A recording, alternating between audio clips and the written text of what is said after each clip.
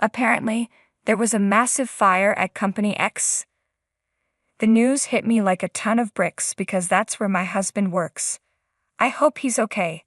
I quickly dialed his number, my heart racing as I prayed he had escaped the fire. The phone rang, and just when I thought I couldn't stand the suspense any longer, I heard his voice. "Hello, Max. Where are you? Are you safe?" Relief flooded through me, and my voice rose with the emotion. He sounded irritated as he replied, "Why are you yelling? I'm at work. Don't call me while I'm working," and abruptly hung up. At least he wasn't caught in the fire, but something about his tone seemed off. My name is Mona, and I'm 32 years old. I'm a nurse and my work has always been a central part of my life. I got married 3 years ago, just before I turned 30. I was fortunate to marry in my 20s, if only just. I met my husband, Max, through a mutual friend. We clicked instantly and have been enjoying married life in his company housing. Although we've been married for 3 years, we still don't have children, but I'm confident that we can build a happy family together. Max can be a bit self-centered at times, but overall, he's a kind and loving person. He often expresses his love for me, and I feel secure with him. Lately though, he seems overwhelmed with work, spending more and more time on it, even on his days off. He must be exhausted because he's become distant at home, barely paying attention to me. After dinner, he usually collapses on the sofa in front of the TV, though he doesn't seem to watch it. Instead, he's constantly glued to his phone, with the TV as mere background noise. When I spoke to him, all I got were brief responses like "yeah" or "oh." At first, I wondered if I had said something to upset him, but I decided to chalk it up to his busy work schedule. He must be exhausted, I thought, so I made it a point to bring him lunch and prepare dinner every day. I put extra effort into making sure our meals were nutritious and well-balanced. Then something strange happened. The day before, a coworker called me, asking if I could switch from the night shift to the day shift. It was a sudden change, so I quickly emailed my husband to let him know. I mentioned that I'd be working the day shift instead, and that I'd make dinner and wait for him. But he didn't reply. I assumed he was busy at work and focused on my own tasks. Yet even after I finished work, there was still no response from him. He used to reply quickly, even while he was at work, sometimes even adding emojis to his messages. This time though, he just read my message and didn't respond. Is he just swamped with work, or is this what happens after 3 years of marriage? Feeling a bit down, I stopped by the supermarket on my way home and picked up ingredients to make another nutritious dinner for him. It was a particularly cold day, so I decided on a warm, hearty one-pot dish. I prepped everything, chopping the ingredients, and then waited for my husband to come home so I could start cooking right away. But no matter how long I waited, he never came home. He usually gets home around 7 p.m., but by the time he finally walked through the door, it was already 9 p.m. "Welcome back. You're late tonight," I greeted him. "Did you have to work overtime?" "Oh yeah, but did you have to switch to the day shift suddenly?" Yeah. A coworker had an emergency, so I had to cover for them. Sorry I didn't tell you sooner." "I see. Well, I guess you couldn't help it, but it's a bit annoying to find out on the same day. I might have made plans to grab a drink or something." "Oh, you're right, I'm sorry." I apologized as I turned on the stove to heat up the hot pot. "You haven't eaten yet?" "No, I thought I'd wait for you." "Thanks, but next time, you don't have to wait for me." Hearing him say that made me feel a little sad. I waited for the hot pot to come to a boil. When it started simmering, I served my husband's portion, and then mine. I was starving after waiting so long for him. As I dug in, savoring the delicious meal, I noticed he wasn't eating much. "What's wrong? You're not eating much," I asked, concerned. He seemed a bit flustered and replied, "Oh, yeah." Then he hesitated before saying, "Actually, I was working late, so junior colleague bought me a rice bowl. I'm not really hungry now. Okay, I replied, trying to keep my voice steady. But you should have told me that before I started making the hot pot. I think he noticed I was a bit upset. All right, just put my portion in the fridge. I'll eat it tomorrow morning, he said, attempting to lighten the mood. He then lay down on the couch, and after a few minutes, he suddenly got up and said, "I'm going for a walk." That's unusual, I remarked. I haven't been getting enough exercise lately, and with all the late nights at work, I need a change of pace, he explained as he started getting ready to head out. Sitting alone at the table, finishing my meal, I felt a bit empty. Ended up putting my portion in the fridge too, feeling like I'd eaten too much. We hadn't spent much time together lately, so I decided to join him for the walk. But he refused, saying it wasn't good for me to move around right after eating. He also mentioned he planned to go for a long walk and wanted to be alone. So he left on his own. Something about his behavior felt off, so I decided to follow him secretly. Unfortunately, my fears were confirmed almost immediately. Despite my quiet steps, my husband walked with determination, stopping in front of a park that was a bit far from our house. He looked around, as if checking to see if anyone was watching, and then seemed to be communicating with someone on his phone. I wondered who he could possibly be talking to. A few minutes later, a car pulled up. My husband walked over and started chatting casually with the driver. It was dark, so I moved closer to get a better look.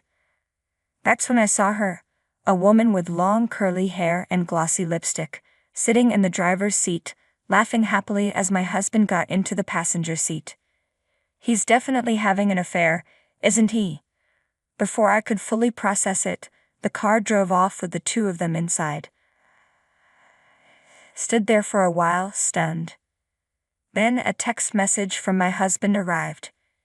He claimed he had randomly run into someone he knew and would be home a little late. Someone he just happened to meet. I didn't believe him for a second. He had said he wasn't hungry, yet it was past 2 a.m. when he finally came home. He didn't even notice that I was awake. He seemed tipsy and went straight to the kitchen for a glass of water. After that night, he'd often worked overtime, conveniently only when I was on the day shift. We already had a hard time aligning our days off, but now it seemed impossible. Yesterday, he worked late, and today he claimed he had to work on his day off too. But is it really work? Or is he meeting that woman I saw? I couldn't stop thinking about it. I went online and started searching for information about detective agencies. Before I knew it, I had submitted an investigation request to the most reputable one I could find. I felt guilty for going behind his back, but I reasoned that if nothing suspicious was found, I could finally put my doubts to rest and trust him again. Waiting for the investigation results was agonizing. My husband remained as distant as ever, and every time, even as I saw his face, I couldn't get the woman out of my mind. I needed clarity, and soon. Then something unexpected happened. It was Saturday and I was busy with my day shift as usual. My husband was also working, despite it being his day off. I tried to focus on my tasks, thinking that since we were both occupied with work, I could push those troubling thoughts aside for now. Suddenly, I heard the distant wail of fire truck sirens. They grew louder and closer, and just when I thought they would pass by, more sirens followed. It wasn't just one fire truck. There were 2, 3, maybe more. This had to be a serious fire nearby. A sense of unease settled in my chest. 2 of my colleagues who had been in a hospital room returned, their faces grave. They were discussing the fire. "Do you mean the fire nearby?" I asked, trying to piece things together. "Yes, that's right," one of them confirmed. Apparently, there was a big fire at Company X. In that moment, it felt like I'd been struck on the head with a hammer. Company X was where my husband worked. I quickly explained the situation to my colleagues and rushed to call my husband to make sure he was safe. Please be okay, I thought as I dialed his number. Even though we hadn't been talking much lately, I still saw him off every morning when he left for work. I prayed that he had managed to escape the fire. The phone rang, and finally, I heard his voice. Hello, Max. Where are you? Are you safe? I asked, relief flooding my voice. He seemed annoyed. Why are you talking so loud? I'm at work. Don't call me while I'm working, he snapped and then abruptly hung up. At least he wasn't caught in the fire, but something about his response felt off. How could he be working when there was a fire and multiple fire trucks on the scene? It didn't add up. And why was he so cold when I was just trying to check on him? Anger started to build inside me. Had he been using those morning goodbyes as an excuse to meet another woman all this time? I made a decision then and there. I was leaving him. As soon as I got home, I started packing my things. When I checked the mailbox, I saw that the results from the detective agency had arrived. That sealed it. I was leaving with the truth in hand. My parents came over to help me pack, and the moving company was on its way. Had my things moved out immediately. My husband didn't seem to have any idea that I knew the truth. He didn't even contact me that night, which only confirmed my suspicion that he was with his lover the entire time. I packed up most of the furniture and appliances I'd had since my single days. The room was nearly empty, stripped of any trace of my life there. As I stood in the deserted space, I realized I had no lingering attachment to this house or the life I had led within it. Moved my belongings to my parents' house and immediately started searching for a new place to live on my own. It wasn't until the next day that my husband finally called. Hey, what's going on? Most of your stuff is gone. Of course. Moved out. What? What the hell were you thinking? When are you coming back? What about my meals? The house chores? His questions left me stunned. That's all he cared about. Talking to him reminded me of the fire at his company. He wasn't at work. He was with his affair partner instead. The anger that had been simmering inside me flared up again. Why didn't you get another woman to take care of that? Huh? What are you talking about? You were with a woman named Linda yesterday, weren't you? What? No. I was working at the office. Oh, really? So how long did you work yesterday? It was a busy day. Even though it was my day off, I worked late into the evening. I see, I said coldly. That's why I was so surprised when you moved out. Why don't you stop lying already? Huh? You lied about going to work, didn't you? I wasn't lying. I was working. How can you claim to have worked until the evening when there was a fire at your office during the day? What fire? When I called you, several fire trucks were dispatched to your company to handle a blaze. I called to make sure you were okay. You told me not to call while you were working, acting like there was no fire at all. Well, and I have evidence of your affair from a detective agency. You can't deny it. His voice faltered. Oh no. You'll need to deal with my lawyer for any further correspondence. I'll be pursuing alimony. He pleaded repeatedly for my forgiveness, but my feelings had long since dissipated. I'm sorry, but there's no way to fix this. I'm hanging up now. Wait. I proceeded with my lawyer and demanded both a divorce and alimony. The divorce was finalized with all the evidence solidly backing my claims. My husband and his affair partner paid a fair amount in alimony.